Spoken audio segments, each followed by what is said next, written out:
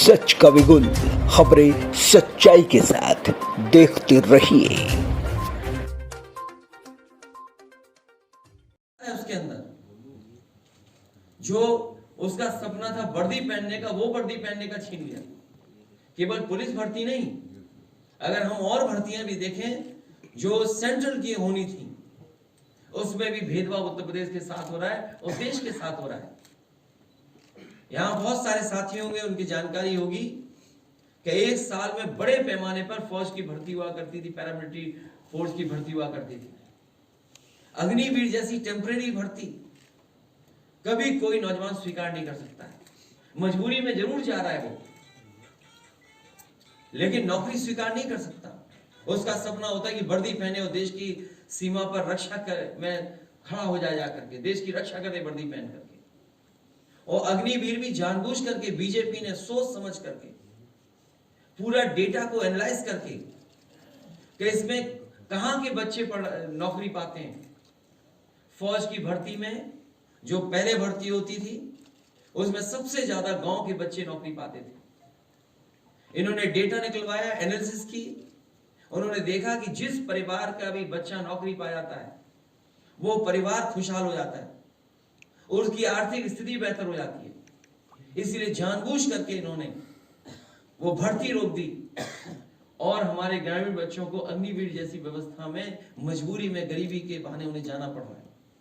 कोई दुनिया में गरीबी को एक्सप्लॉइट नहीं करता होगा, और वो भी अपनी सीमा की रक्षा के लिए एक्सप्लॉइट कर रहे हो। सोचो, गरीबी में एक्सप्लॉइट कर रहे हैं और उन्हें क्या अग्निवीर जैसी व्यवस्था दे रहे हैं। सुनने में आ रहा है कि जो लोग कोई रशिया गए थे रोजगार के नाम पर, उन्हें फौज में भर्ती कर करके वॉर में भेज दिया। और यही नहीं, यही लखनऊ में लाइन लगी थी जो रोजगार पाने के लिए वॉर जोन में जाना चाहते थे। तो सोचिए, नौजवान अपना पेट भरने के लिए, अपने परिवार का पेट भरने के लिए, अपने परिवार के लोगों की खुशहाली के लिए, अपने भविष्य को बेहतर बनाने के लिए वॉर जोन में भी रोजगार करने के लिए तैयार है। और तब जब ये सरकार ये कहती कि निवेश लाएंगे, 40 लाख करोड़ का निवेश लाएंगे, दुख तब होता है। अभी कुछ दिन पहले ग्राउंड ब्रेकिंग सेरेमनी की। कोई कल्पना कर सकता है ग्राउंड ब्रेकिंग सेरेमनी केवल कोरी थी। आप उनके भविष्य के साथ क्यों खिलवाड़ कर रहे हैं? और ये सोची समझी रणनीति है भारतीय जनता पार्टी की कि लोगों को निराश करो, लोगों को दुखी करो। सर, इसका लोकसभा पे कुछ असर पड़ेगा? इसका गणित बताया, 60 लाख अगर हम हिसाब किताब माँ बाप को भी मिला दें तो 1 करोड़ 80 लाख होते हैं। और 1 करोड़ 80 लाख को अगर हम डिवाइड कर दें 80 से लोकसभाओं से, तो 2,25,000 गिनती आती है। तो भारतीय जनता पार्टी का हर लोकसभा में इतना वोट इनके खिलाफ पड़ने जा रहा है, तो भारतीय जनता पार्टी का क्या होगा सोचिए। इसलिए ये एग्जामिनेशन कैंसिल कोई ब्रेकिंग न्यूज नहीं है सर। बच्चे ये बीजेपी के लिए शॉकिंग न्यूज नहीं है। सर, बच्चे ये कह रहे हैं कि इतने साल हम लोग माँ बाप कर्ज के पढ़ाते हैं, 6 महीने बाद पेपर होगा तो सरकार कुछ रियायत देगी, कुछ तैयारी में कुछ देगी पैसे। आप कैसे?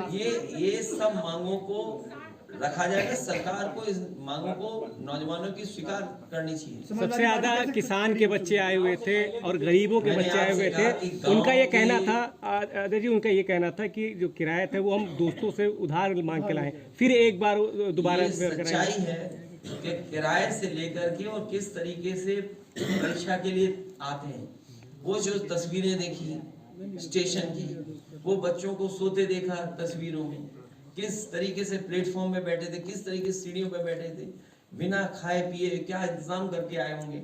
सोचो कितना परेशान किया आपने, किससे उधार लेकर के आए होंगे। ये गरीब बच्चे हैं, गांव के बच्चे हैं। इसीलिए मैंने कहा कि जब अग्निवीर व्यवस्था लागू हुई उससे पहले भारतीय जनता पार्टी ने डेटा का एनालिसिस की कि आखिरकार फौज में कहाँ के बच्चे भर्ती होते हैं। फौज में सभी बच्चे गाँव के भर्ती होते हैं। वो मान गए कि इनके भर्ती होने से उनकी आर्थिक स्थिति बेहतर होती है, उनके घर परिवार में खुशहाली आती है। इसीलिए उन्होंने जानबूझ करके पक्की नौकरी खत्म की, अग्निवीर टेम्परेरी नौकरी लेकर के आए, क्योंकि उनका टारगेट है कि गांव के बच्चे ना आगे बढ़ जाएं, उनका परिवार ना पड़ जाए, आगे बढ़ जाए। और यही पुलिस के साथ इन्होंने किया। क्या जरूरत थी वर्ल्ड रिकॉर्ड बनाने की? आप हर साल भर्ती क्यों नहीं कर रहे हैं? आप हर 6 महीने में क्यों भर्ती नहीं कर रहे हैं? आप कैलेंडर निकालिए, भर्ती करिए 6 महीने में। सर बच्चे बहुत से तरीके हैं सरकार अपना सकती है, क्योंकि सरकार पे इंफ्रास्ट्रक्चर है, सरकार पे बजट है, सरकार पे पैसा है। भाजपा वाले कह रहे हैं विपक्ष की साजिश है। अध्यक्ष जी, पत्रकार ज्योति राजेश साहू के ऊपर सरकार ने एफआईआर ली थी, उन्होंने 2-2 लाख रुपए में नौकरी बेचने वाले दलालों का स्कैंडल किया था। एक जो वीडियो आया था जिसमें भारतीय जनता पार्टी का ही वो पदाधिकारी था या सदस्य था जो इस तरह से पैसा वसूला था, जो पकड़ा गया था, उस पत्रकार पे एफआईआर भी हुई। वो इसलिए हो गई क्योंकि सरकार अपना छिपाना चाहती। जो सरकार प्रेस के लोगों पे दबाव बनाई वो लुटाने सरकार है। इसीलिए मैंने कहा कि सरकार दे रही है दाना, फिर गाओ उसका गाना। ये कोशिश रही है कि नौकरी नौजवान को न मिले, केवल उसका प्रचार करें। एक लंबी सूची है, अगर हम वो सूची भी देखें कि पेपर कितने लीक हुए हैं यहाँ पर। ये पुलिस भर्ती जहाँ 60 लाख के लगभग बच्चों ने परीक्षा दी थी, ये पूरे प्रदेश में आंदोलित हो गए।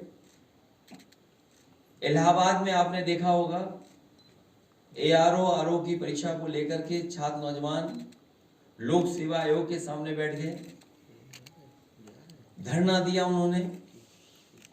पुलिस की मनमानी थी, हर तरफ बैरिकेडिंग थी, उसके बाद भी छात्र नौजवान वहां पहुंच गए। उन बच्चों की भी यही मांग है कि एग्जाम कैंसिल हो, दोबारा एग्जाम हो। आखिरकार सरकार ये कर क्यों रही है? बच्चों से फॉर्म के पैसे जमा करा लेना, अपने लोगों को खुश करने के लिए वो सेंटर्स बना देना, ये सरकार की तैयारी रहती है कि अपने लोगों को ऑर्गेनाइज कर देना। और इसी खेल में सरकार के पेपर लीक हो रहे हैं, और कोई पहली बार पेपर लीक नहीं है। 2017 में दरोगा भर्ती लीक हुई, पेपर उसका। 2018 में UPPCL का पेपर लीक हुआ। UPSSC का लोअर सब ऑर्डिनेट उसका पेपर लीक हुआ।